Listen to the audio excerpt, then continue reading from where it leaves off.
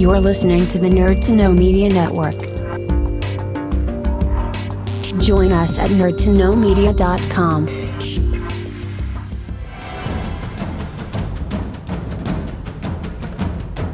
Broadcasting from the Blanchardstown Centre, this is Phoenix FM.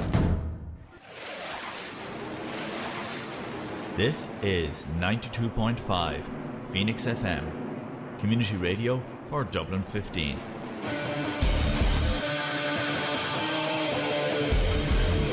Hey everybody, it's JB Jeremy Borash, and you are listening to Darragh O'Connor on the...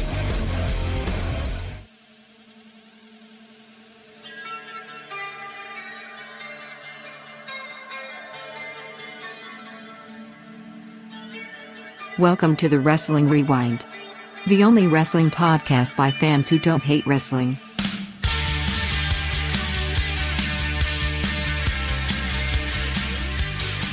All right, everybody, it is Tuesday here on Phoenix 92.5 FM. This is the Wrestling Rewind. My name is Darragh O'Connor. Welcome back. Thank you to everybody who was at Comic-Con. We really appreciate you coming along to the show. For new listeners, thank you for picking up the cards, checking us out. We also appreciate it. Again, all the links are there. nerdtoknowmedia.com is where all the links are for that show, but also the Wrestling Rewind.com is where all the links for us are. You can contact us about anything. And this show really is for you guys as well. Also on the True Penny channel. And as I said, my name is Darragh O'Connor, but I'm not alone. I'm joined by my co-host, the one, the only, undefeated 1-0, Mr. Martin Harty. How are things, Martin? Grand, Darragh. I'm just sat here in a puddle of bloody sweat. I've been, I don't know how you're taken to the heat, but I've been padding about the house all day, topless, and I threw a shirt on for the benefit of anyone who might be watching the video. We appreciate it. I was the same, and then my power went today, and I was like, well, I can't go to work. Ended up going into the office, doing some work there, and then I went to the gym. And luckily, my gym has a pool. Oh, nice. So I got to actually go to a pool today, and it was wonderful. So I'm like properly nice and chill. You a bit like me, when you go to the gym for an hour, you spend 15 minutes in the sauna, 15 minutes in the steam room, 20 minutes in the pool, 10 minutes in the shower. Here's the trick, right? Do an hour of cardio and then reward yourself by the pool and the sauna, etc. That's the way to do it. Because the whole time you're like, oh God, this is hell. But the good part will happen. The good part will happen afterwards. So that's what I do. I don't think I could take an hour of cardio. That's why I made sure to end my MMA debut in the first round. Well, I mean, here's the thing. You still have a better streak than Punk, and he still hasn't challenged you. He showed up back to challenge Mox, so he's more afraid of you than Mox. He's back, and he hopped around on his foot. So no more excuses, Punk. No more excuses. Let's do this. He's more afraid of you than he is of Mox, so that says something. Yeah, but I mean, that's my advice. You know, if you're going to the gym and it's not fun, like, I mean, I don't get people who say, oh, the gym is fun. It's not. But an hour of cardio and then reward yourself by the pool. That's what I do. That's my system. But I got these in-ear earphones actually recently for the gym. Oh man, they're brilliant. But also, like, I don't need to carry around big heavy earphones all the time now. So I'm just like, oh, these are great, you know. And then you forget you're wearing them, and you're like, wait, no, I am actually wearing these things, you know. It's because I didn't really like the whole earbuds thing, and then I got onto it. So anyway, I'm not a fan of them either. But I have what's called neckband headphones. They look like they're traditional over the top of your head headphones, but they're weird. They kind of hook around your ears. I used to have those for years. Yeah. I love them because, one, the way they hook around your ears is they stay on if you're running or jumping or doing whatever. But the other thing I love about them is when people see them, they think they're just ordinary headphones, and then they try and put them on, you know, like normally, and then it's fun. You can sit and watch them there for 2 or 3 minutes while they try to figure out how they work. I used to use those for years. When I was over in Italy, they were all the rage, and then when I came home, they were very hard to get. And I mean, I resisted the in-ears for ages because, you know, they fall out. But the only ones that I found that don't do that and are still have the noise cancellation. Well, skull and again, we're not endorsed by either one, but, you know, if they want to let me know, I'd more than happy be endorsed by any company, and we'll talk about Skull Candy were great. Any but company, any company. and we have no ethics or morals in, We do in not. regards to that. we totally do not. But I had the Skull Candy ones, and they were really good for the gym, but they didn't have noise cancellation. But they were like a little bit cheaper, so they were quite good entry level ones. But I just said, right, I'm just gonna go get similar ones, and I got the Sony noise cancellation ones, and you just sit in, and they're great. And I'm like, this is cool. So again, we're not endorsed by any of them, but if they want to, we have no ethics, and we will take any money. Absolutely not. If a check comes in, this show will be endorsed by Triple H and Raw. I mean, I'm happy. I'm okay with that. I mean, I did that for free. Anyway, oh, by the way, I did get the question during the con where people were like, "Who's your favorite wrestler?" I'm like, Triple H. And that was it. I was like, yeah, there you go. So that was it. I always, whenever people ask that, I always break it down. I mean, do you mean ever or do you mean right now? Well, I believe Triple H should have all the belts. Still, yeah. Always. Even like the AEW and the New Japan belts. I mean, it goes without saying. There's no real champion except for Triple H. OTT. He's the real... Actually, shout out to the OTT lads and ladies at the Air List, and they were super nice at Comic-Con. So, and I have to say, people really enjoyed the show. That was actually really, really good. So yeah, we're going to try to get the OTT folks on because that would be cool to kind of have that. But we did actually talk to them and they were super nice as well. So that was pretty cool. But we have something that isn't cool to get to. Well, before we get to that, I've something even less cool that I just wanted to mention first. OTT, fantastic indie Irish company, yes. And a genuinely fantastic, like by international standards, OTT's a fantastic company. Unfortunately for Irish wrestling, this week we saw the closure of Phoenix Wrestling, who were in Munster, located in Munster area, and we had their sort of owner and operator Kieran Lynch on the show a couple of weeks ago. So they or Billy Bedlam Lynch, as we call them. So yeah, I saw they this closed down. So this happened on Facebook during the week, and it was like, from memory, it was something like Phoenix Wrestling is closing immediately. So, and I know there were some shows booked, and we were supposed to go to Limerick and all that kind of stuff. Yeah, they had shows planned. They had they actually had a big sort of Forbidden Door type thing with the Fight Factory. Yeah, Fight Factory. Yeah. So whatever happened, just hope Bedlam and the guys are all good. They were genuinely a great company. It'd be a big loss out there in Munster. And particularly like you were saying, your Seamus used to work for a company you worked for, and I know down in Cork, Prince Devitt used to do like a wee bit of training and stuff down there. So it goes to show like these independent promotions, they're the backbone of the global wrestling industry. Like it really is where you get your start. Whether you go to the top of the world or like myself, you just end up on a wrestling podcast. Well, here's the thing, and it is sad to hear that. Like it genuinely is. Again, I thought you would have had some insider deets, but obviously you don't. But if we do hear about it, we'll let you guys know. But yeah. I mean, the thing about independent, and WWE have actually started moving back to that now with Triple H, because for a while, actually, it was looking the way that if you were an independent wrestler, you were never going to WWE. It was a handicap, yeah. You just weren't. But here's the thing, it's like, and I had to stop saying here's the thing, because it's become my catchphrase where I just say, I blame Tim Pool. That's what he says all the time, and I like Tim Pool guest, not him, but he says it all the time. So it's obviously, a future T-shirt.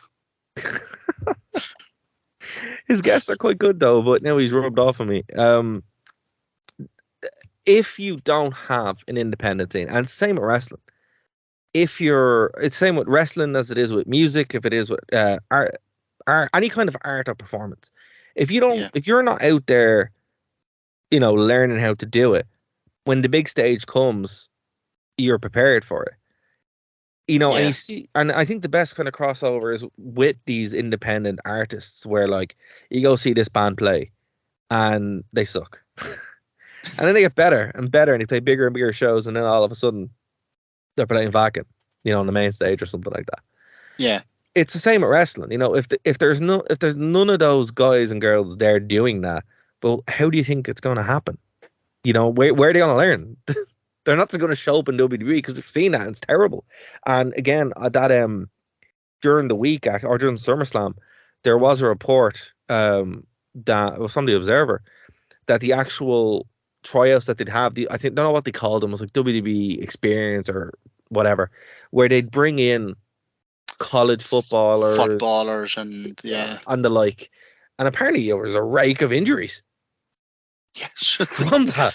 It was a disaster, according to the Observer. So, folks, the main thing about it is, it's like, if you like wrestling and you want to have these WWE stars, from Ireland, go to OTT.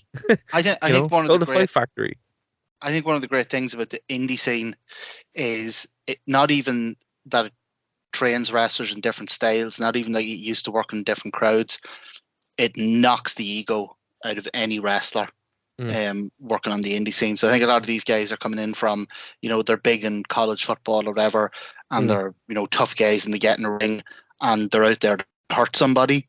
Whereas if you are a wrestler and you've done the circuits and you've paid your dues and you've, busted yourself in front of 15 people, I think it humbles you a lot. It knocks the ego out of you, and you understand it a wee bit more. Like, you understand that it's not about hurting anybody. Like Bret Hart says, the proudest boast of his career was that he never hurt anybody. So I think it's good to see them moving back in that direction. But that's the same. It's the best thing as well. Like, when you're playing these shows, 2 to 10 people, it does really kind of humble you as well. Because then when the bigger shows happen, you're like, oh, well, okay, whatever. And that's important. The ego, everyone has an ego, but, you really saw at Comic-Con where, these guys were going out, and the girls as well, were going out and having great matches. Two like massive crowds, but people who've never seen wrestling before. And because they're used to working in front of a whole bunch of different people, they were still able to do what they were doing in a way that no one got hurt, but also in a way that engaged everybody. Because if you have somebody who's, and it's same as anything, if you have somebody who is just used to doing one thing and has never thought about anything else, that's all they're going to be able to do. But if you're able to throw them in different crowds, be it 10 people, be it 15 people, be it 500 people, be it a million people or whatever, it's if you're doing a television match, it's important to always show it. Someone said to me a couple of years ago, it doesn't matter how many people are out there, you put in the performance as if there's a million people out there, and that's the attitude to have. With wrestling, it's a little bit different because you don't want to hurt anybody. Because you hurt somebody, that's the whole point of why wrestling is scripted. Because they can do it every night. If you end up hurting everybody, that defeats the purpose. So you can't do it, right? But yeah, man, it was really, really good. So it sucks that Phoenix Wrestling is gone. Yeah, and there were it really does genuinely really good company in terms of the shows they put on, but also just in terms of the way they treated wrestlers. And we had like we said, we had Kieran on the show, and he talked about the nights that they have specifically for women training, and he seemed like a very sort of conscientious and aware promoter. So it's a big shout out to everyone down in Cork and Limerick and that area. Hope everyone's okay, and hopefully we'll see more people down the road in other places. A lot of great wrestlers down there, like some Raven Creed and Butch Armstrong and Anita Vaughan and that, and I've no doubt we'll see them all over the country and beyond. Absolutely. Also some AEW wrestlers, actually, let me say it again. Some Irish wrestlers actually appeared in AEW there recently. From the, who's doing the Continental Belt? Is that what's called? Oh, the All Atlantic. That's it. Yeah, apparently during the Pac. Took on Pac. Yeah. Oh, nice. I'll have to look that up. Yeah, so I think it was on AEW Dark, but still. Yeah, I'll have to look that. Well, I know Session Moth Martina had wrestled on Dark. Yes. And I think didn't Killian Dane show up at one stage? But they even used an Irish referee as well. Niall Fox, I think is his name. My friend's up on Facebook. Oh, Niall. He got a show, yeah. So that's pretty cool. You know, I mean, fair play to AEW for doing that, you know. Yeah, this All Atlantic title, it got a good bit of derision when it was first introduced, and I kind of understand why, because they really didn't need another singles men's title. But to be fair to them, they've done a hell of a job of differentiating it, you know, making it something else, that it's like the touring international title. Right. So I think if this is what they're doing with it, I think it's different enough that it sort of justifies its existence. It seems to be kind of like the what the European title probably was supposed to be, where they defend it in Europe. Yeah. You know. But No, I think it's a good idea. And it's probably partly to do with the fact that Pac lives in England and, you know, he can't be at every show. And yeah, makes sense. Makes sense. Right, so that's our new segment done. So again, guys, if you have anything you want us to discuss, please do let us know. We're more than happy to be able to discuss it and also bring you guys on, have a conversation or whatever. But we have to step into the time machine, which we haven't stepped into in a while, actually. No, so much bloody going on. But guys, if you do want to reach us, you can email us. The Wrestling Rewind ntk@gmail.com is our direct email, or nerdtoknowmedia@gmail.com. That's how you can reach us. The best way to reach us, actually, if you want all the links, is just go to nerdtoknowmedia.com or thewrestlingrewind.com, and they give you 2 nice link trees with everything on it. So that is the best way to do it. Instead of me saying hundreds of URLs, which you're never going to look up, just go to those 2 and you're good to go. Has links to everything. Right. So we're stepping in the time machine. We're going back to 2001 to Nashville, Tennessee, to a pay-per-view genuinely I totally forgot existed, because I was always like, you know, when they're doing the 7 Deadly Sins thing and then randomly SuperBrawl appears, you're like, I'm not going to remember that. This took place in... And it was so weird. They give it the subtitle of Revenge, the SuperBrawl Revenge. But if they had kept up the Sins thing, they could have called it like SuperBrawl Wrath or something like that. But trying to get logic from 2001 WCW, you know. So the interesting note about the venue, right? It's the Nashville Municipal Auditorium, right? It actually held, believe it or not, Ric Flair's last match. Is that where he had the? That's where he had it. Oh, that's amazing! It is. It comes full circle, folks. Oh my God! Well, as we discussed last week, unless he's doing this bloody rematch in Puerto Rico. Oh, apparently today he came out and he said he regrets his last match and he wants to keep going. Ah, there you go. Yeah, so there we go. Man's determined today in the ring. That's it. He's gone to Randy Ramett, and that's just the way it is. And I'm like, okay, fair enough. I mean, that's what he wants to do. That's what he wants to do. But it's funny.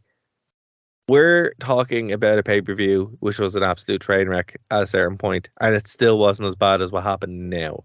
So people who want to badmouth WCW in 2001, there's a lot to say. Still not as bad as what can happen in modern wrestling. Especially, and this is the frustrating thing we've noticed past couple of months. Obviously, WCW hit absolute rock bottom. I can't remember the name of the pay-per-view, but it was the one with that stupid match with Goldberg where he was like shooting through it, you know, talking about leaving and not coming back and all this crap.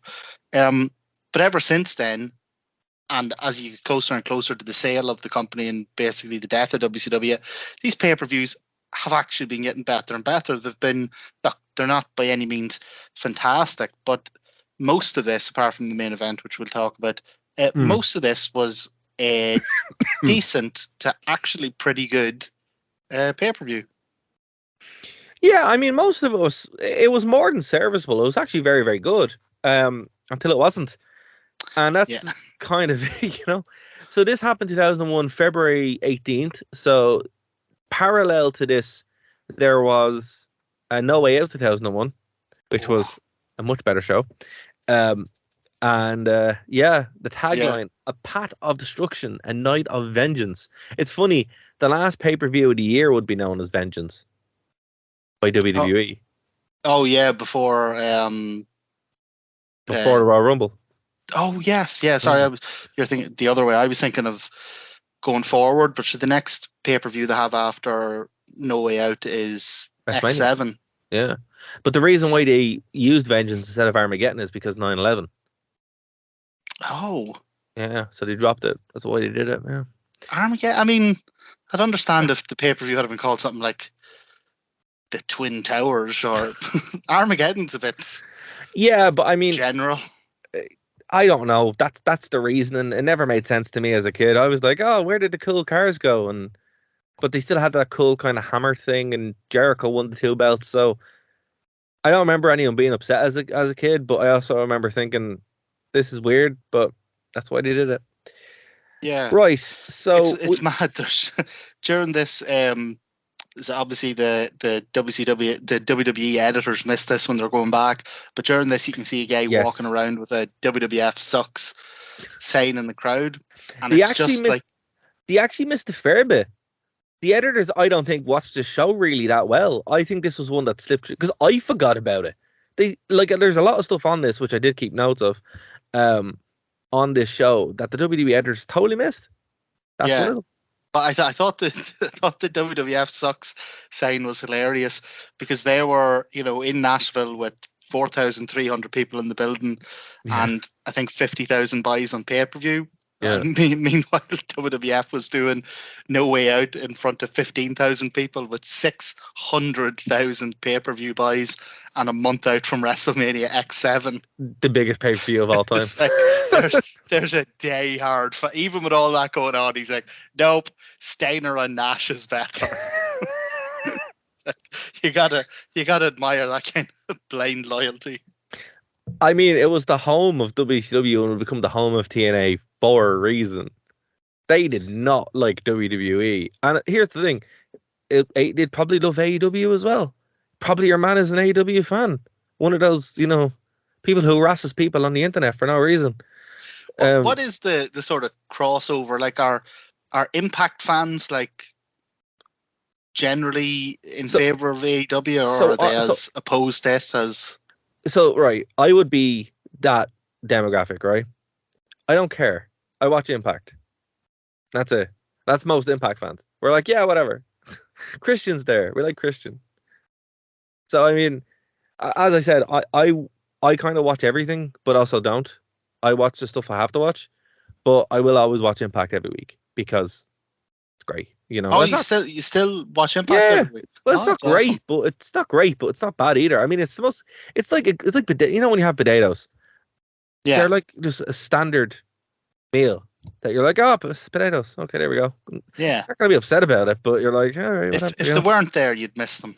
Yeah, I mean, that's the thing. It's like, it's completely like, it's like the same thing happened with, until it kind of fell in on itself. The NWA, the Power Hour. People, it's like the way people watch it, and it had no relevancy, but it was just kind of there. Impact still has some relevancy because it's so persistent. Yeah. I think it's like one of the it's outlived WCW by like a couple of years now at this point, which is crazy to think about. It's crazy when you think about that. It's the cockroach of wrestling, isn't it? It's unbelievable. There'll be a global nuclear apocalypse, and the only thing left will be cockroaches. There'll still be somebody in the Impact Zone doing a match. Like, there'll still be something happening. The red cockroaches will probably be booking the show. Like, what's the two-headed mutant doing in the Impact Zone? But I mean, like, the thing about it is the crossover. If Impact went away, that's probably a fair question. I think they'd probably go back to WWE. You think so? Yeah, but the diehard would they have no. No, with Vince they probably would have just stopped watching. Yeah, but the thing about it is now the crossover with WCW fans, I think, and this is what happened, they've become very AEW. Because AEW pretty much just is WCW. I mean that in a good way. I don't mean in a bad way. But like it very much is, man. Like that's when one going back and watching these shows, I'm like, oh yeah, there's AEW. Yeah. Yeah, no, there's definitely, you can see yeah, Canyon. Like you say, the good aspects of Canyon. WCW. All of Canyon is in sprinkled in like 6 AEW wrestlers. They just do his moves. It's mad when you're sort of watching this back, and I actually have this referenced a couple of times in my notes. As we get closer and closer to the purchase of WCW and the invasion angle and all, yeah, man, there's some genuinely great wrestlers here. There is, yeah. That WWF did nothing with when they bought the contracts. That they really should have. Isn't it such a shame? I think if this had happened now, let's say, and Triple H was Vince, it would have been so different. It really would have been. I mean, like the first match alone, hire everybody in that first match. Yeah, everyone. Like there you go. That instantly. 100%. Instantly. 6 really hungry guys. Yeah. Really eager to get out and show what they can do.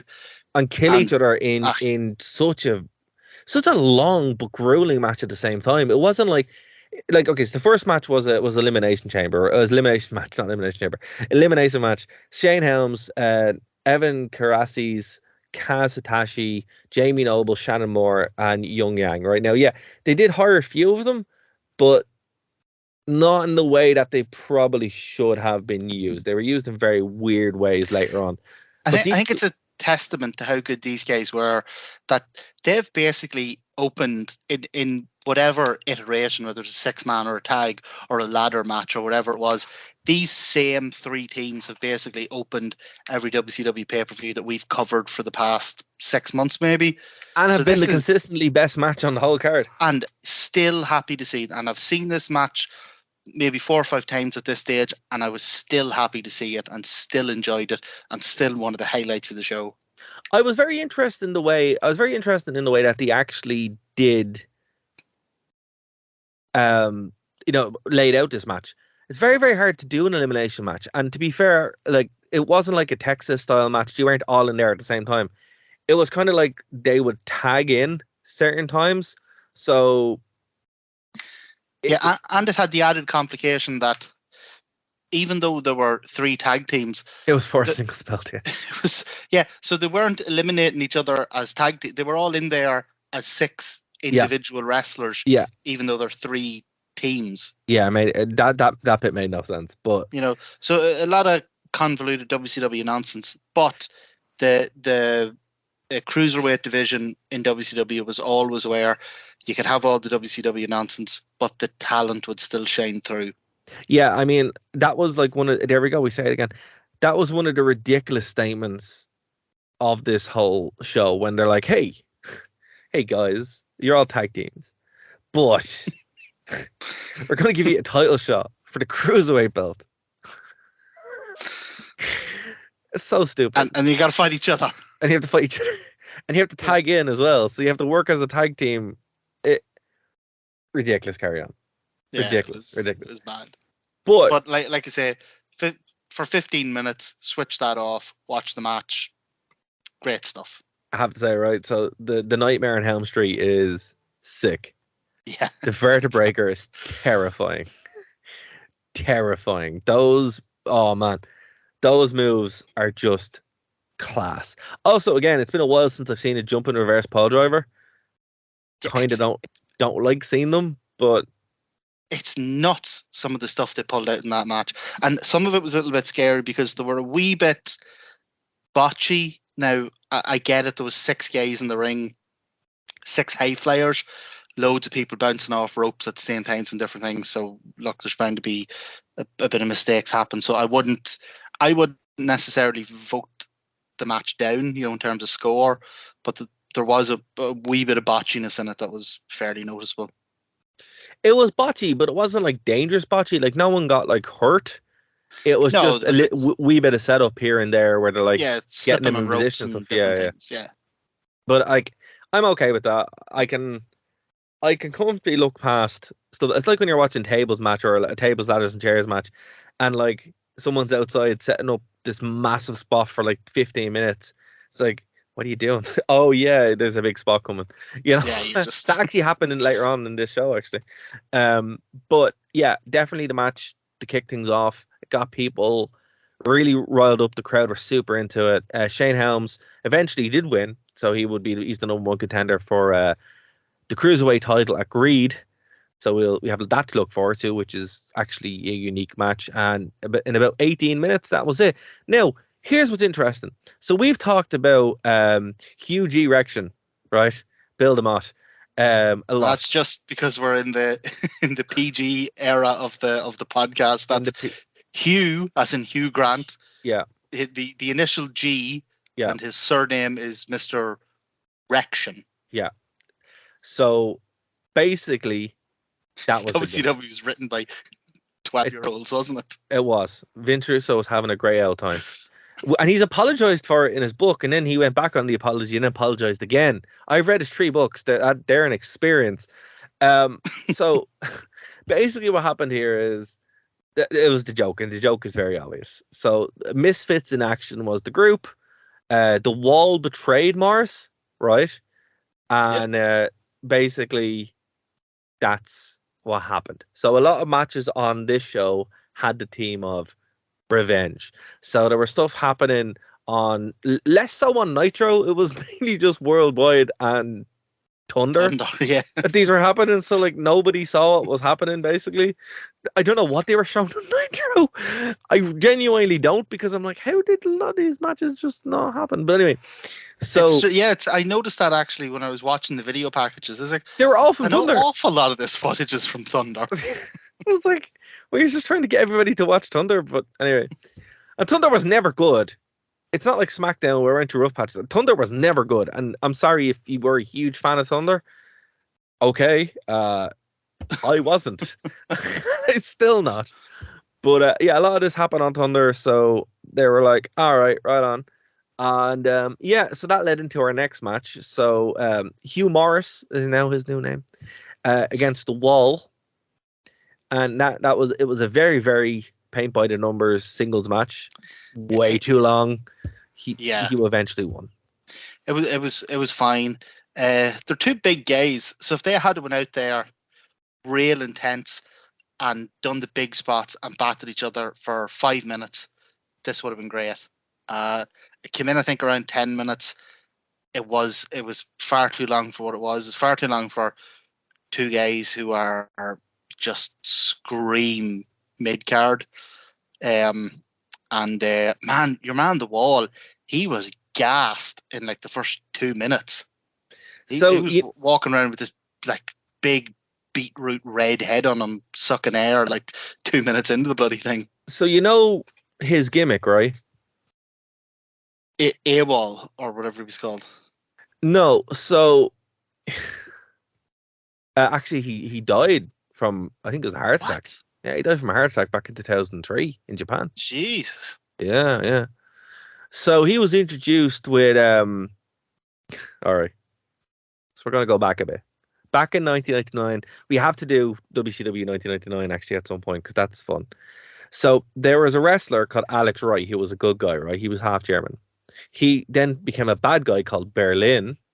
Oh yes. And he was introduced as the Wall. Berlin's Wall. Yeah. So who the hell is this guy then? No, that's it. The Wall was the bodyguard of Alex Wright. Oh, he was right. He was Alex Wright's bodyguard. Right? Yeah, so he was Berlin's Wall. Yeah. It's so stupid. But I mean, it makes sense. He was a big guy. Berlin is a small guy, but no, we totally have to do WCW 1999. I'm sorry, it's too good. I forgot the way there was just nonsense to happen in the show. Yeah, but look, the match. I still think we need between this and between WCW 99. I think we need some sort of palate cleanser. No, that's fair. That's fair. We'll do something good. Just to keep the balance, because I mean, if you just you can make yourself desensitized to the nonsense where it's just Keane was saying on the panel, he's like, you're just saying stuff like it's normal. Like, I'm like, yeah, oh yeah, sorry, wrestling. Yeah, I need to explain it. So it's just, yeah, there is that kind of desensitization that can happen. Next match was pretty decent, actually. Sean O'Hare and Chuck Palumbo, who I do like as a tag team, defeated Mark Jindrak and Meat for the tag team titles. And this was actually, like, to be fair, this is the best I've seen of Meat and Jindrak, who are still doing the Mr. Perfect thing. But Yeah. O'Hare and Palumbo, they're a good team, or were a good team. Man, I have them down here in my notes as, along with Canyon, as two guys who WWF missed out on big time.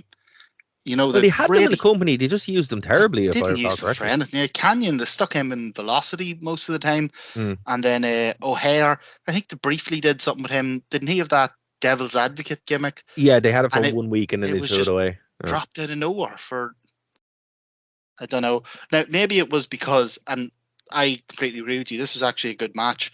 But it started off with two terrible promos. Yeah, okay, the promos were pretty bad. Really awkward. So Stasiak did like your typical heel cheap heat. Oh, we're going to do something local sports team can't do, and we're going to win. And whatever you see us in this town again, you should get down on your hands and knees and thank us. And then O'Hare and Palumbo come out, and O'Hare said, the only people who are going to be getting down on their knees are you to kiss your ass goodbye. which it was stilted and it was awkward. But also I was sitting there thinking, if you're going to attempt to kiss your own ass, down on your hands and knees can't be the best. No, I think they were probably going for something a bit more less PG, but flatten your back and try and roll your legs would be the only real chance you have. But either way, this was really weird. It was really weird. It was very weird. But that's what I'm saying. They won me over. Absolutely. They won me over. Like, they probably should have had a scripted promo, but then again, at this point, the wheels were thoroughly off. And it was just, when the wheels fall off something, it just keeps skidding.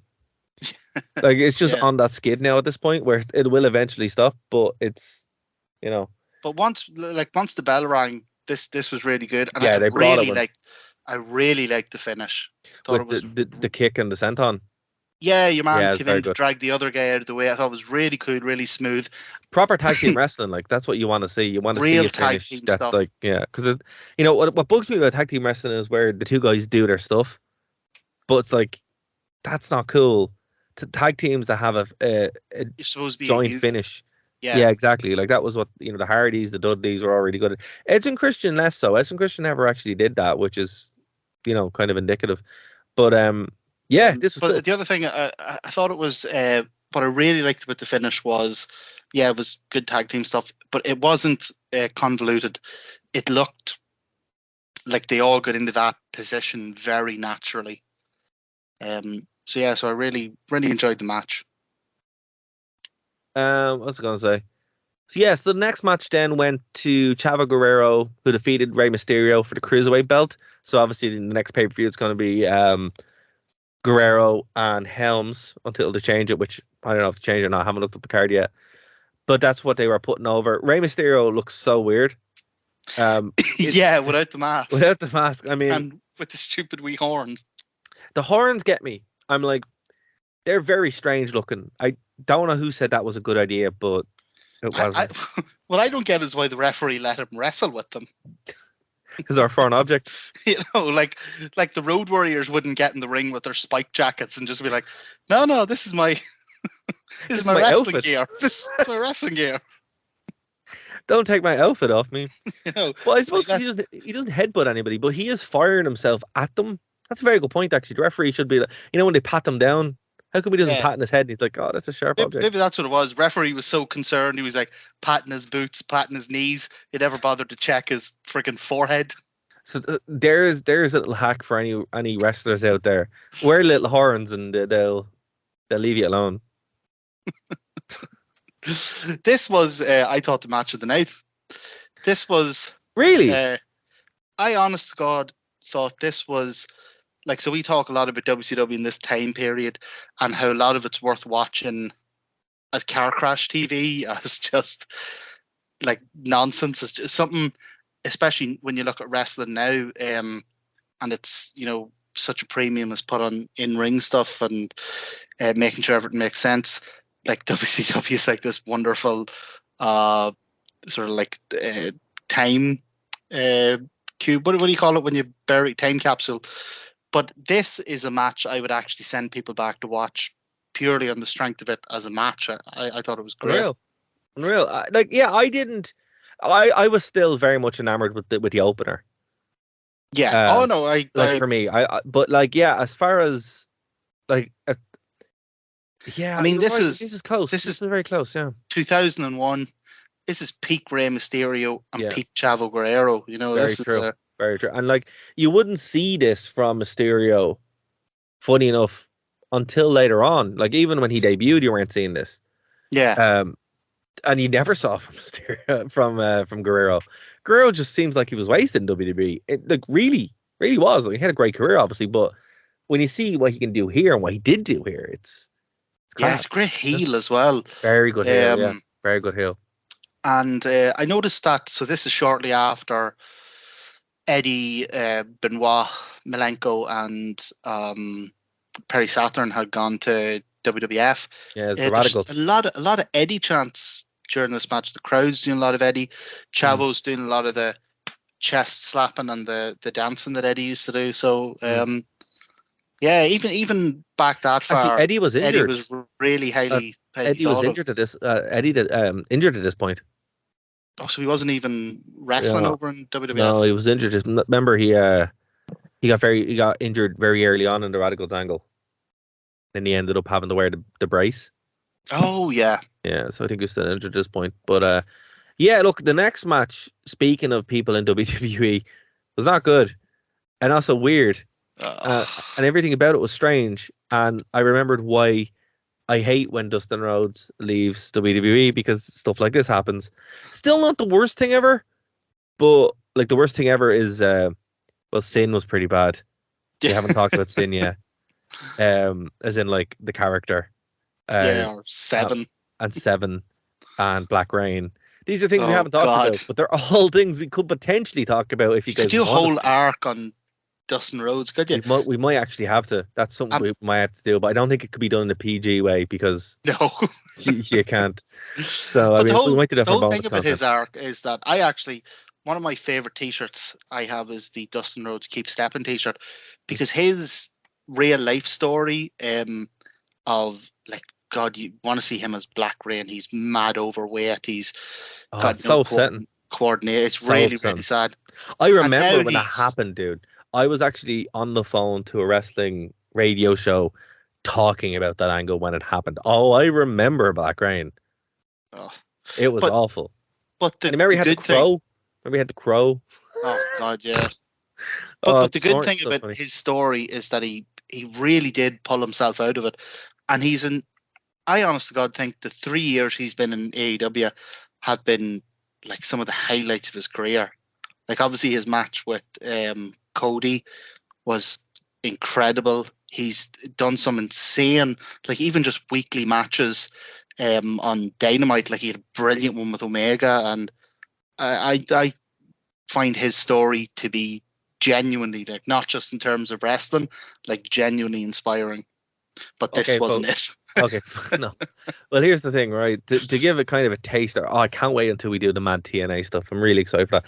To give everybody a taster of what that run was like in TNA, there was a barbed wire Christmas tree and rat on a pole match. But yeah, so the rat was on a pole, and the rat ends up winning the match. Oh my God. Oh, it's wonderful. There's so much I don't know about TNA, and you're gonna learn. I'm kind of excited too, but also a little bit afraid. So there's a great channel. It's called Mark D.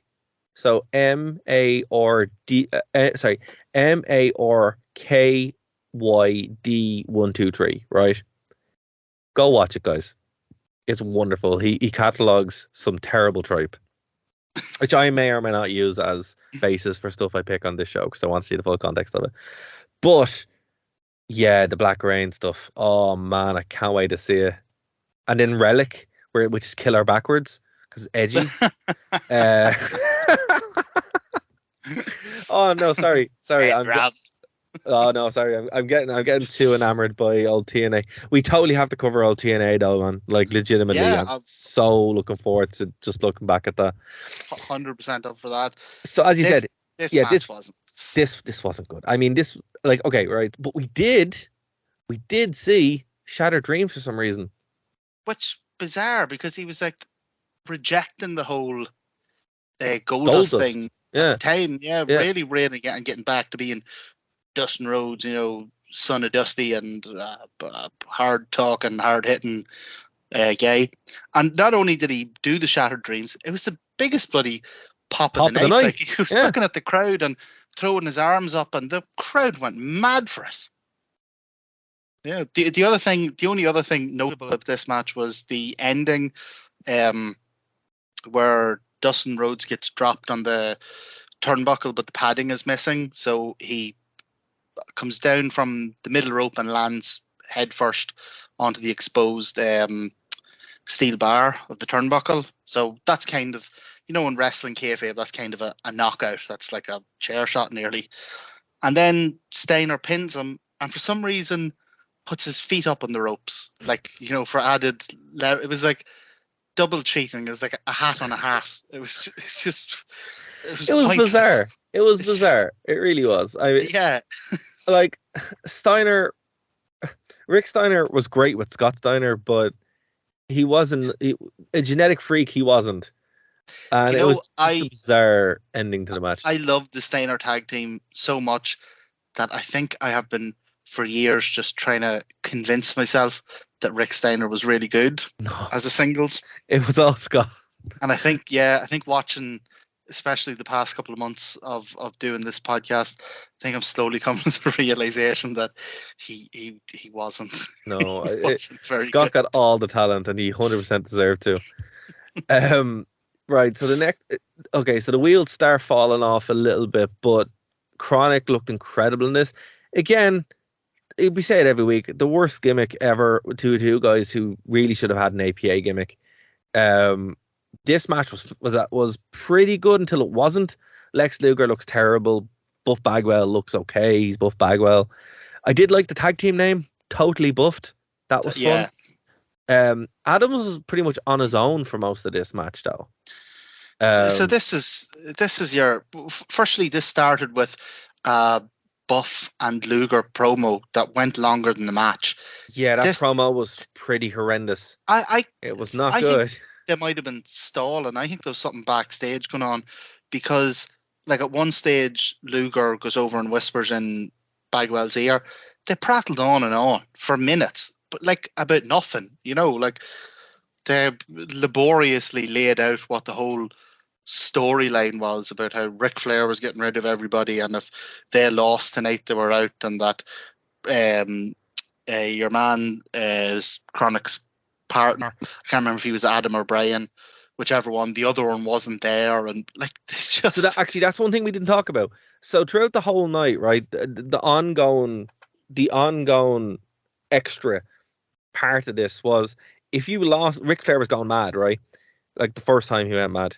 So I think the first time this is like the second time he retired. Again, if you could keep a score at home, I think we're all right there. It checks out.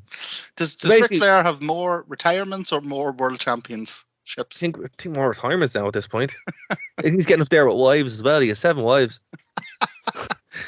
So I was going to St. Ives. I met Ric Flair. One for every world title. So all right. So basically, the story of the night was Ric Flair was in control, basically, and if you lost, they were setting up for like another kind of like faction split, right, where you were on Ric Flair's side or you weren't. And basically, anyone who lost who wasn't on Ric Flair's side was kicked out. So they were firing the roster. They had to know the end was coming. Because I mean, why else would you do a lot of this? And it was just they would go through each of the rosters. Anyone who lost was on the side, they were like escorted out or kicked out or whatever. So this kind of happened to Chronic because they weren't on their side. But yeah, so Adams was the one in the ring. Clark was the one who was beaten up. Right. But Mike Awesome showed up. But It was disguised as Clark. This bugged the hell out of me. What was the purpose of that? Mike Awesome needed the paycheck. So let's say, right, in kayfabe terms, let's say you're backstage and you go, all right, Mike, we need your help tonight. I know it's already a handicap match, 2-on-1, but just to be safe, we're going to make it 3-on-1, right? What we want you to do is we want you to disguise yourself as Adam's partner, right? Come out with him, and then Mike Awesome would go, oh, and then when he's not looking, I attack him from behind. And they went, no, it's even better. Come out with him, then Buff is going to hit you full in the face with a chair, and you lay by the side of the ring for the remainder of the match. And then you jump in at the end after we've had the match and tackle him towards the very end. It just made absolutely no sense. Plus, it was a handicap match anyway. I don't DQ. I don't see what the problem is. Makes perfect sense. It was. I like the disguise was good. Like the hair. It was good. Yeah, it was very, very good. Tan on and like he looked like him, but I just didn't understand what the great like heel scheme there was. Like, okay, so you come out and we're going to smack you with a chair and you lay on the ground. It worked though. They won the tag team shot for the tag team titles. They did, but it was 3-on-1. Like, yeah, it was. I could have won that. Poor Chronic. Like, it did kind of get Chronic a lot of heat in a good way. Like, Chronic, even though they shouldn't have been, seem to have been like these uber heels that are like the paradigm of virtue in WCW, which is, it's so weird. It's like when WCW had the Millionaires Club, they were the good guys. Yeah, I was like, what way are you doing this? Like, it's strange. But yeah, Chronic eventually, they would end up in WWE and it'd be a train wreck. But they didn't look good tonight. This match was not the best. But the next match made literally less sense than that. Lance Storm, who is the WCW commissioner. Now remember, he's the only check against Flair. So Ernest Miller is in cahoots with Flair. So they're having a match. So again, every week we've said Ernest Miller hangs out at catering, and they're like, "Quick, we need somebody. Come on out." No, he was actually involved in this angle. And another bloody commissioner match. Yeah, so and he would win. So Lance Storm, who has just gone back to being face, is now the losing end, with Ernest Miller being the WCW commissioner. So that means at this point, there's no check and balance on Flair, which we'll get to later on, because obviously that plays into the end of it.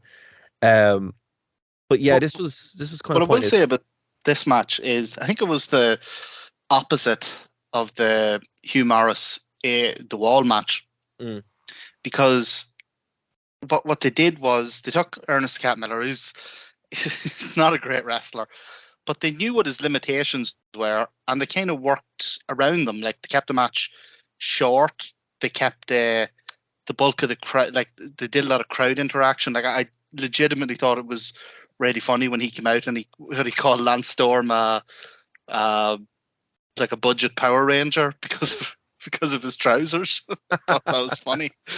But I mean, the thing about it is they had like Ernest, like, look, build him up, not a good wrestler. The Wall, too big to be a good wrestler because he was so gassed, which is what happened. Ernest the Cat Miller, he could fit these little random jobs, which is why he was so great to hang out with catering, because it's like, we need somebody. Oh, go on, Cat, go out there. I mean, there's a reason why he was used on every pay-per-view. Oh yeah, and he do whatever you needed him to do. But he was in the ring. But dance, and he took the when they were brawling outside, he took the guy from the crowd his drink and fired it over Lance. Like but this was his kind of jam. This is Yeah. what he was doing. But he also was in the ring with Lance Storm, who's one of the best technical Exactly. wrestlers the whole lot. So I mean, I think Lance was, planning this whole thing out the whole time. But if not, I mean, like, this was so much better than it should have been. Kind of pointless. way much better pointless, than it but- had any right to be, especially given that by this stage, this whole have a match to see who the commissioner's going to be, but this thing had just run its course. It was like farcical. Yeah, I'm not a fan of that. I'm really No. not. And man, I think whenever who was it came down and tried to interfere in the match?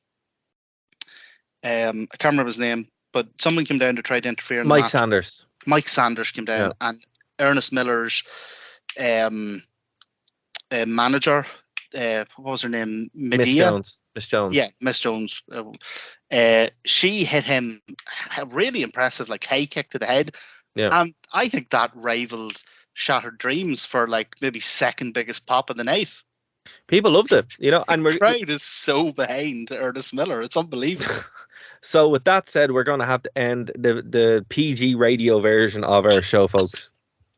So what happens now is, if you're listening to Phoenix FM, thank you so much. We'll be back next week. We encourage you to go over to nerdtoknowmedia.com or thewrestlingrewind.com, where you'll be able to find links to Spotify, iTunes, Apple Podcast, the True Penny Network. Basically, you'll be able to find us everywhere, same with YouTube as well. And we're going to go on to finish this pay-per-view out where it's uncensored, basically. It's going to be what we call After Dark or Raw or whatever. We'll come up with a fancy name eventually. But all swearing, the t-shirt's coming back off. Oh, it's going to be nuts. It's happening. It's happening. It's kind of like the old Warzone back in the Attitude Era, where they'd like lower the lights down so it looked more dingy.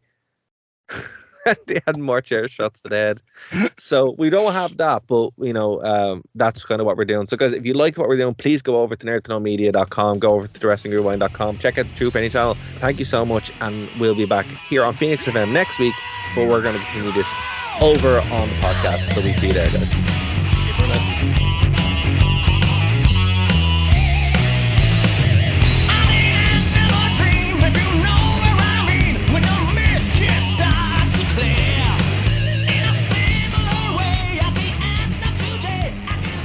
You have nothing else to do on a Saturday? Do you like nerd things? Now check out Nerd to Know Basis here on Phoenix 92.5 FM, 5 p.m. to 6 p.m. And then head over to nerdtoknowmedia.com for all of our shows as part of the Nerd to Know Media radio network. Thank you for listening to a Nerd to Know Media production.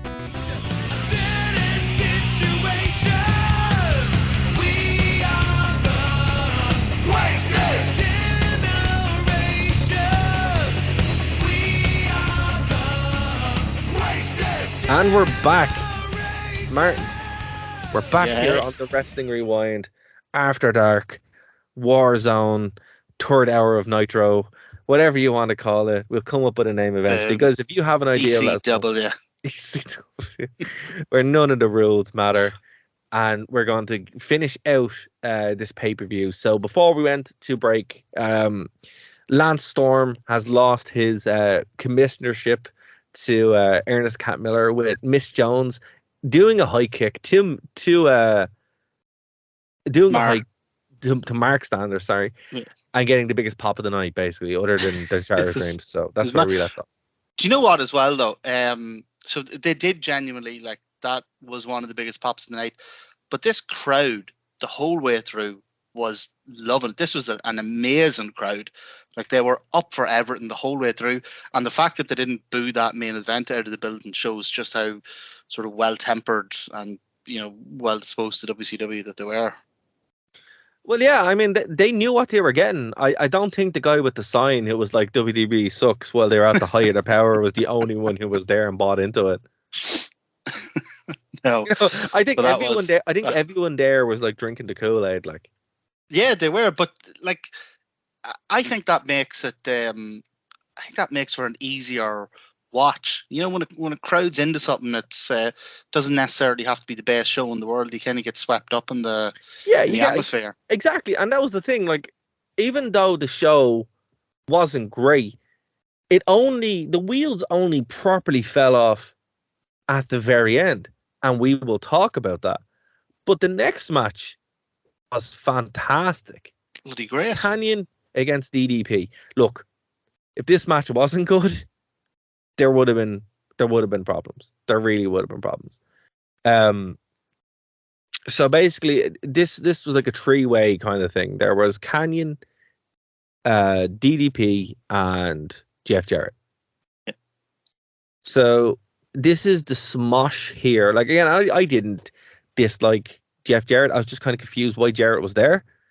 But the matches itself. So Canyon defeated DDP, and then DDP defeated Jeff Jarrett. And these matches happened like almost straight away, one after another. Yeah. DDP, and fair play to him, pulled double duty here and didn't half-ass one of them. Like, he had two very good matches in a row. It's unfortunate though, because I would have liked to have actually seen either one of these matches as the main event, or for a better belt, or without all the they were kind of hampered a little bit by the constant interference and WCW kind of overbooking stuff. They did overbook this to an awful lot. Like the moves itself and the match themselves were okay, and they're actually pretty good. Like I really did like Canyon versus DDP. Oh, that was brilliant. Some of the, like, really, you watch back, and when you get Canyon in this period, kind of when WCW is day and he's almost at his best, like, you really get why he was called the innovator of offense. Like, some of the stuff he's pulling here is terrific. Like, and it's stuff you wouldn't see even today. No. Or like you were saying, like, a lot of guys in AEW are obviously big Canyon fans. Yeah, like that flatliner is the flatliner. The that, like, Faymaster nearly he did off the ring apron onto the steps, and then that, I don't know how he does it because it seems to defy physics. That suplex from outside the ring to the inside of the ring while he's stood on the middle rope, it makes no sense. Well, he can do it. You know, the Canyon cutter as well. It is just like it's a cutter. You know. Yeah. It's like the RKO, but I still like the little twist he does on it, where it's not like the RKO. It's not like the diamond cutter. It's Canyon's own thing, which is great. But if this had been like a US title match near the main event with none of the garbage, it would have been a classic that people talked about, you know, on its own. But what ruined it was the nonsense with Jarrett. Now, Jarrett had a pretty decent match with DDP afterwards. I really enjoyed the little announce table spot. That was really fun. But what was great as well. So last week we talked a lot. We had two bloody Jeff Jarrett matches on the show last week. We had the one he did at SummerSlam when he was a referee, where he hit nobody with a guitar. And then we had the one at Ric Flair's last match where he hit nobody with a guitar.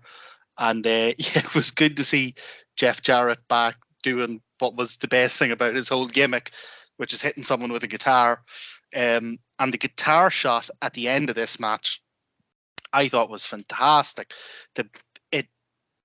It could have been so easily looked phony and convoluted and awkward and set up, but because the guys doing it, you know, Canyon and DDP and that, were such pros, it looked so smooth, so natural. It's just really, really convincing, and I really enjoyed. I thought overall the Canyon match was better, but I thought the ending of the Jarrett match was terrific. It was very good. It was very, very good, and it's one of those things where, as you said, we were disappointed that we didn't see any of the guitar shots, but when they work, they work, and it's a case here of less is more. I mean, if Jarrett didn't use them all the time, it probably would have been more effective than it only looks good when it looks good. But in 2022, like, when he's obviously limited in what he can do in the ring, why are you booking Jeff Jarrett not to hit somebody with a guitar? Yeah, like Jeff Jarrett actually probably would have another run in him in AEW or in WWE. But it's weird. AEW did have to use his impact persona, and WWE they'd have to as well, but they don't acknowledge that. So he's still like, which one? Which Double J are you going to use in WWE? Are you going to use Double J, which I don't think you're going to use that, the country singer, or are you going to use the raging misogynist? Yeah, or just slap nuts. Slap nuts. Well, no, still go, because they wouldn't acknowledge that because it's not WWE, right? And because it's nonsense. And it's nonsense. So either you use the raging misogynist who's putting figure fours on women, and etc. I mean, some of those promos, man, holy Christ.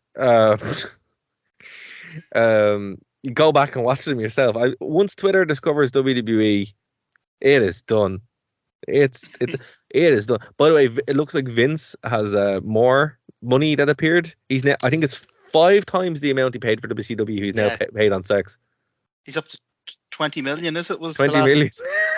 they found, because I think it was 14. I think it was 14 times. million, and then this week they found like another 5 million that had been spent on these sort of hush money contracts.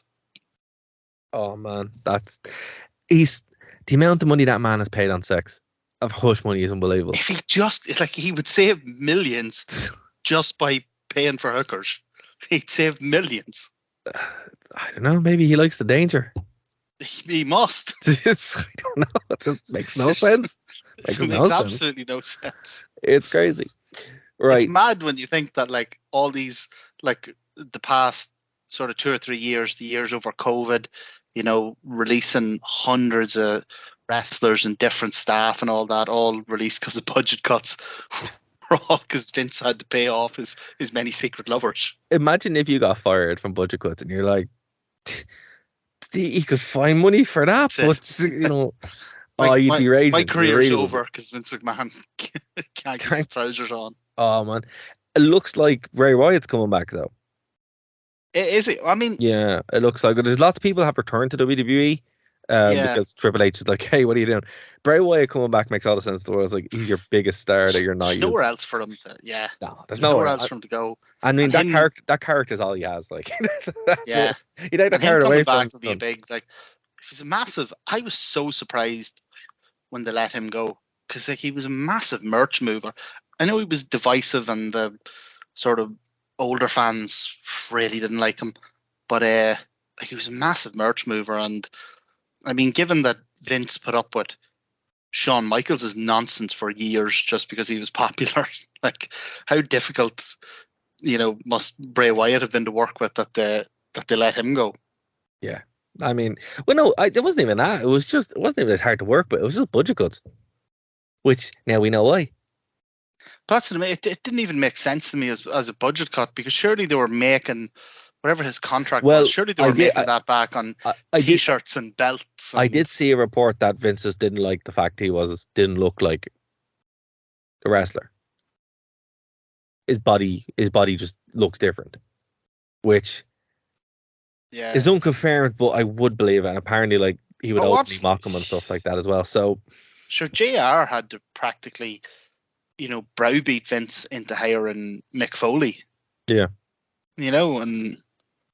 and even then, Foley kind of just saved himself with the ridiculous stunts he was willing to pull. Vince had an awful rigid approach to what wrestling was, and more specifically, what a wrestler was. Yeah, that's it. I mean, like now it looks like they're obviously going back on this, so that's pretty cool. It is.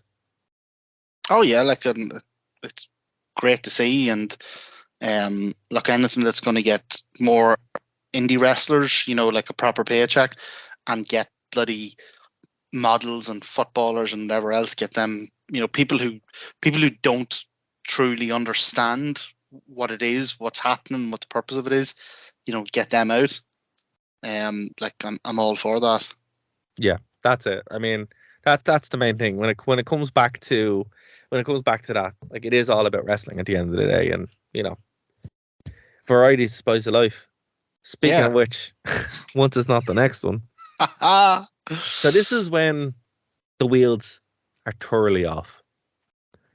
So we have seen WCW's biggest star being fired last time we talked about WCW. Yep. So what did they do this time? They fire do it the again. second biggest star. They do it again. So Scott Steiner, with his floozy and Ric Flair, defeated Kevin Nash.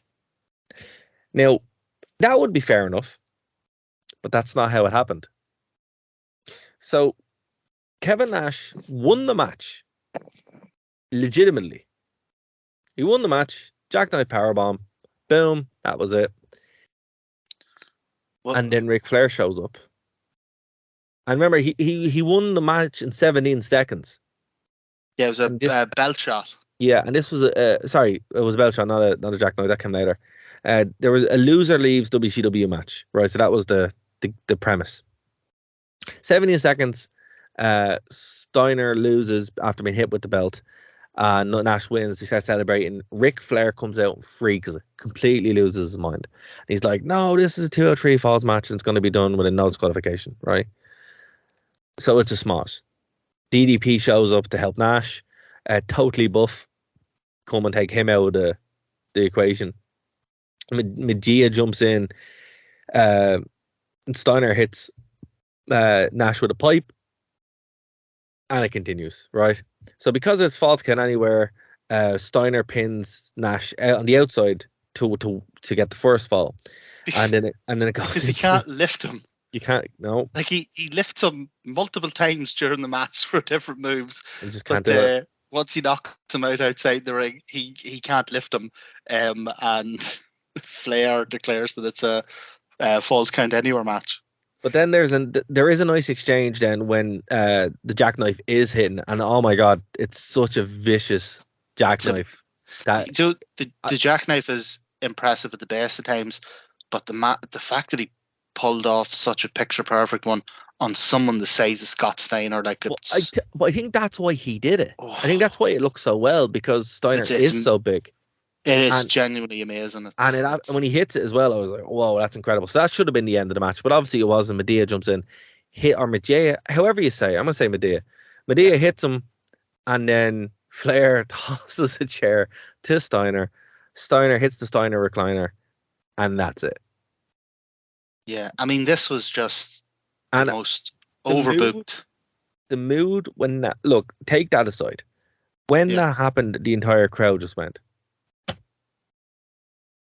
Yeah. Everyone in the arena was like, not again. It was a repeat of what happened at Sin.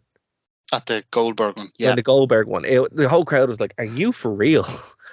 Do you know, in fact, this crowd would have been happier with the 17th win, because whenever he hit him with the belt and pinned him, I was sitting here going, that's a bit crap.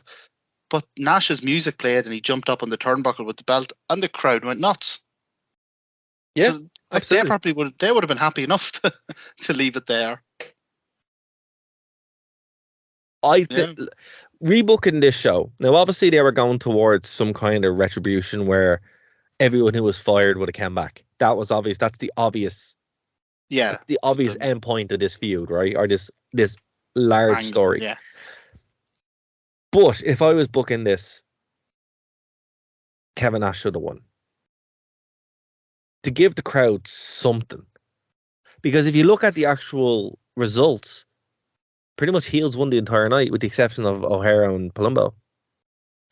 WCW just, particularly the last few years of it, it just didn't know what to do with baby faces. It always had to be the heels always had to win. The heels always had to be the authority. The heels always had to, and you were constantly promised, like a big baby face redemption, but it never ever came. Like the whole thing around the New Blood and the Millionaires Club and Flair here as the general manager or whatever he was. It kind of reeks of the Triple H's reign of terror, where just you're constantly promised that there would be some big babyface retribution or recovery, or just never ever seemed to come. Well, it did, but then it went away just as fast. Yeah, It was like, oh, the baby face one, and then they'll just squash him immediately. Like, This match, so before the bell rang, this match was already overbooked. So Steiner came out, and Michael Buffer was getting his 100 grand or whatever it is for doing his shtick. Steiner actually interrupts him and tells him to get out of the ring. And if I had paid Michael Buffer 100 grand to be there, I'd see if he'd have been put out of the ring, I'd have had him up selling t-shirts or something. I'd be like, we paid for your time, you're going to make yourself pretty useful. So he kicks Michael Buffer out. Then Flair gets in the ring. There's a big reveal. This isn't just a world title match. This is a loser leaves town match. Now, Nash isn't showing up, so count him out, referee. And then Nash's music plays. And then Nash comes out in a wheelchair with his leg in a cast with these two nurses who are clearly strippers. Like, they're not, they're wearing bloody like heels. And listen, medical school's expensive. And you don't know what those ladies do. I know exactly what to do. I could tell by the latex their clothing was made of. That could be the uniform. We don't know. Yeah, because latex is easier for wiping blood and stuff off. Exactly. I mean, it makes sense. Makes sense to me. So he comes out with these two big buxom nurses wheel him out, and then he stands up. It's like Father Ted. Those are fake arms. It was a fake leg. That's a fake leg. So already the bell hasn't even rung, and this thing's already just ridiculously over. The wheels fell, as I said, the wheels fell off this, and this was the skid. And then he gets in the ring, hits him with the belt, pins him. Flair's doing that. Did this happen before or after McMahon did the same thing where he kept changing the rules of the match? Which time?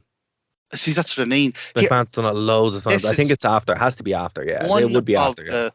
One of the many, many terrible things to come out of the Montreal Screwjob was that for the next 10 years, wrestling was absolutely consumed with work, shoot, authority figure, screwjob angles, like just consumed with them. Yeah, I mean that's what took down TNA, like legitimately. And in fact, there was another fan sign that made me think of TNA. Just said Hogan equals ratings. And I was like, TNA would beg to differ. No, although to be fair, like for a while that book I was writing, if TNA Impact Wrestling had it closed down, the cover would have been Hulk Hogan walking out with Dixie Carter on his leg. Yeah. Like that was the cover. Like that's the death of TNA. I'll tell you, we were talking earlier about Rick Steiner, how Scott got all the talent. Do you know what?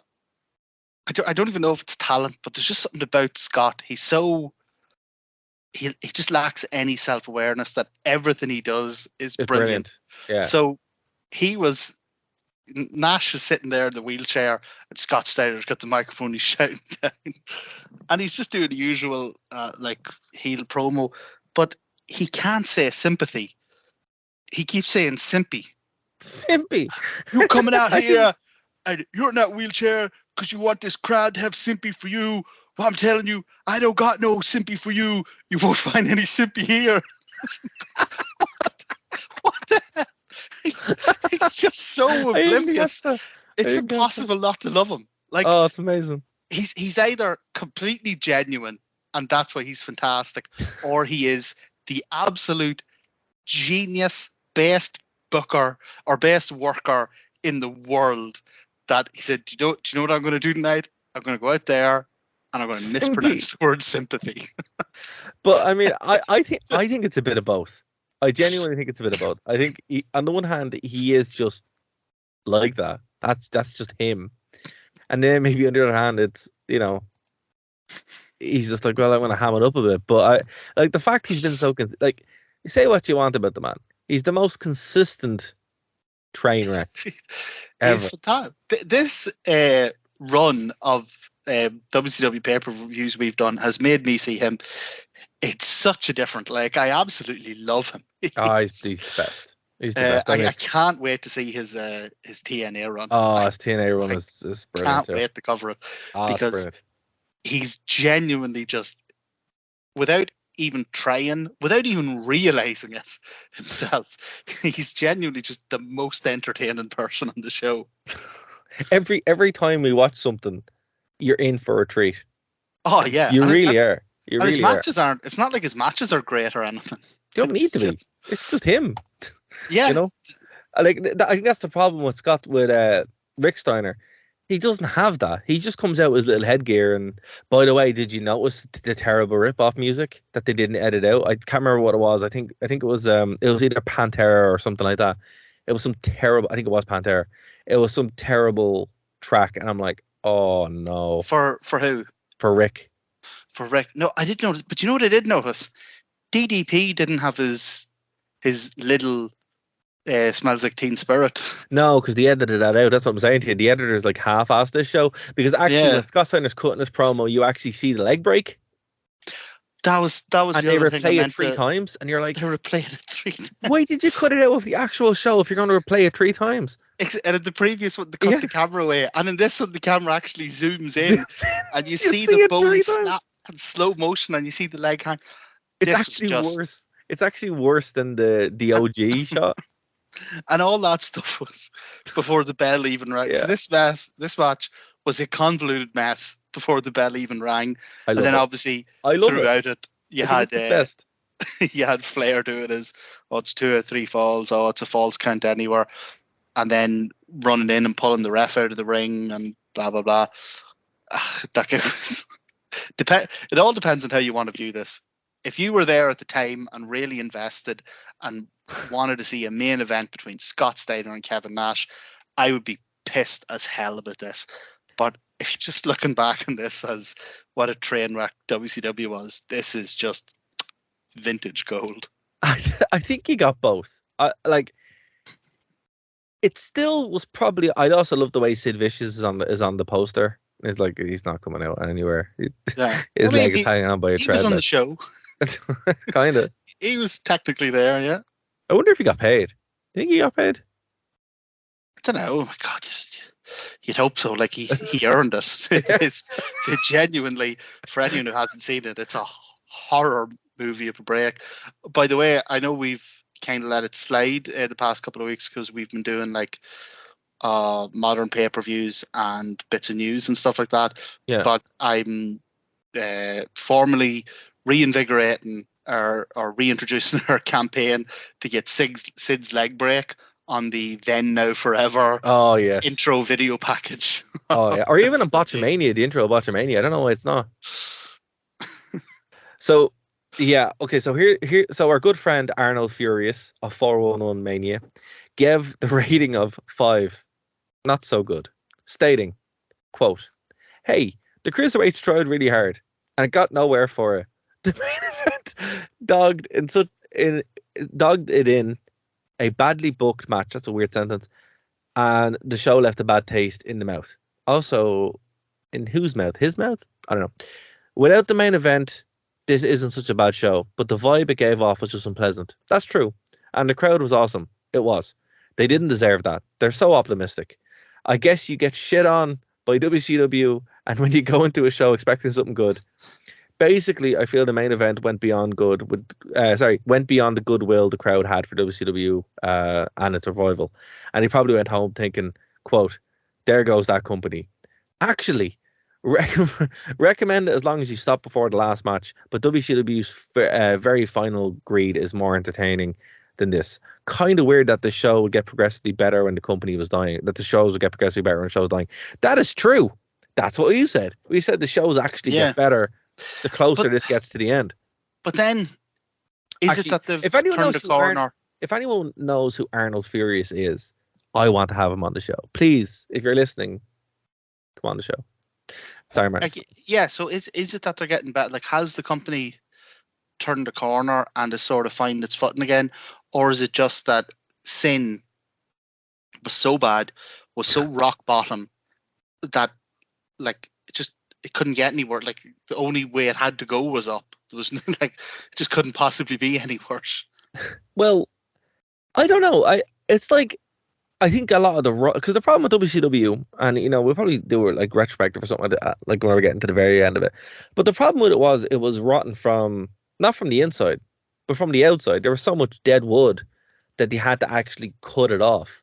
So by getting rid of Hogan, by getting rid of Goldberg, by getting rid of all these guys, and then people just leaving, it was left with this really, really good. I don't know if you've ever actually cut dead wood away from something or removed something. You're left with this kind of core, and the core was still strong. They still had their core talent. They still had writers who kind of knew what they were doing sometimes. And WCW, they've said it probably would have survived if the merger hadn't happened and they were kicked off television. Yeah. Right. It's kind of like, I don't know if you're up to date with the Batgirl thing. That Batgirl was built, but DC has been bought by Discovery, so they're like, yeah, we're not releasing that. Very much the same thing. Said it was unsalvageable. Yeah, well, they said it would damage the brand. It was so bad. But I mean, whether you believe that or not, and from what I've seen, that's probably true. But again, mergers and corporate politics play a lot more in this stuff getting released or this stuff being kept on than we like to know. Like, one of the reasons AEW is still on television now is because there's someone there who actually likes wrestling back in TNT, which there wasn't for years, So we are kind of, as wrestling fans and even as media fans, we are at the mercy of these entities which can just decide at a heartbeat, oh, actually, no, bye. Yeah, and who aren't like their interests aren't the creative aspect of it. Yeah, it's more just what it can show. Like, WCW is still doing all right. Like, the boys weren't WWE numbers, but there were still people in the crowd. Like, I've been to WWE shows with less people in the crowd. Oh yeah, there was 4,500 people, 50,000 buys. Like, even by today's standards, like, that's pretty good. AEW regularly does double that or more than double that, but it's still 50,000 buys. It's still 50,000 more than nothing, Yeah, I like TNA, like would have killed for that numbers at certain points of time in their past, So absolutely, it is kind of a case of, if this had played out, and again, we'll probably talk about it when we a little bit more when we finish, because again, we have one more pay-per-view to get to, and then we have the final episode of Nitro. Yeah. And then we'll go to our WWE palate cleanser before we decide what else we're going to do. Well, like, Bischoff was all set to buy it and relaunch it, and But here's the thing: if he had relaunched it, we still wouldn't have got a payoff with those 7 Deadly Sins thing. No, because it was going to be the Big Bang. The Big Bang, yeah. It's like, which is moving from religion to science. It's going the other way altogether. Like, okay, fair enough. But yeah, so that's it, guys. That's what we have. I mean, Martin, what would you give this out of 10? I'd give it a 5. I think the rating, maybe a 6 actually, because it's not too bad once the main event does kill it, but it's a strong show up until about, it's a 6 in my opinion. It really is. I would agree with that. I think 6. I mean, you got a strong opener, got a great Rey Mysterio Chavo Guerrero match. 2 DDP matches were great. The tag match was very good. The Chronic handicap thing was a bit of an overbooked dud. The main event was obviously, depending on how you look at it, either like hilarious or just dreadful. Again, I think both. 6 is. I think 6 is a fair score. Definitely not a bad pay-per-view. Like, no, it's not. And certainly not like the chore that some of them were. Like when it was really bad. Like a couple of months ago when we were doing, like, to the point where they weren't even entertaining. It was just trudge to get through them. Unfortunately, like, I think we're going to be replaying this conversation with some TNA, which is why I'm like, yeah, well, I mean, it's been a while since I've seen some of it, but some of it is like that, where you're like, this is just the dregs. See, I haven't really, I've only seen bits and pieces of TNA, so I'm hoping the fact that I'll be brand new to most of it will keep me entertained. I think we might have to actually just do a year of TNA, like 2000, whatever I can find at some point, because I mean, pick the most ridiculous. I think it'll be good, like, as a direct comparison what it was like, and I want to do WWA as well, but the rule with this kind of stuff is what we can find easily. You know, Yes. with Drew Penny channel, you know, one thing about James, when I am on the show, he always provides me the playlist, which is usually publicly available. So we're gonna try to do the same. Again, if you guys do want to let us watch something, just tell us where it is, because that would be really beneficial. Like if we can find it easily, we'll go find it. If not, you know, tell us where it is. But yeah, shout out to everyone who was at the panel again last week. Everyone who's new listeners, we appreciate it. We have a Patreon as well, so please do go over and help keep the lights on. Me and Martin need to, you know, we don't want to threaten you OnlyFans again, but we will. Yeah. If you don't do the you know, give us some money. Before the show, we were talking about the cost of electricity, so it is literally keeping the lights on. It is, yeah. Electricity is going up as we speak, but I had no power today as well. So I mean, your donation is greatly appreciated. There's also like one-time donations as well on PayPal. But the best way, the free way to support this is tell your friends about it. Email us, like the Facebook page, Twitter. You know, reach out, all that kind of stuff. My Twitter is @DarragWV. And you could also hashtag Save Dave, Dave Stevens. And Martin, is there anything you want to plug before we get out of here? No, I'm going to go lie on top of my bed, nude, with the window open, and try and sleep. Well, folks, if you don't support the Patreon, that's the content on OnlyFans that you're going to be. It'll be live streamed me on the bed trying to sleep on Twitch. Well, not Twitch because they'll ban you. It'll have to be exclusively through the app. I know I've never used OnlyFans, but I'm assuming they have some infrastructure. I really haven't looked into it, but I know on Twitch they really ban you unless you have like a pool, like the e-girls. So you're in the pool and it's behind. I mean, I think that's okay. I'm not sure. I don't know. Well, I mean, I'd be in a pool of sweat, so that works. You know, that might count. Jesus, it is that warm, folks. We're not built for this heat. We're really, really not. But Yes, the Irish boys.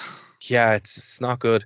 But again, guys, thank you so much for listening to us on this extended edition of the Wrestling Rewind. Next week, we'll be back to talk about Greed, because I don't think there is anything coming up next week. Is there? There's no like pay-per-views or anything like that? No, I don't think so. Nothing major. There's AEW has its like do you know, every so often when they do a Dynamite, but it has a different name, and it's a big show, like Fight Fallen or something. Yeah, so there's a couple of them coming up, but I don't think there's anything that's like what you call a full pay-per-view.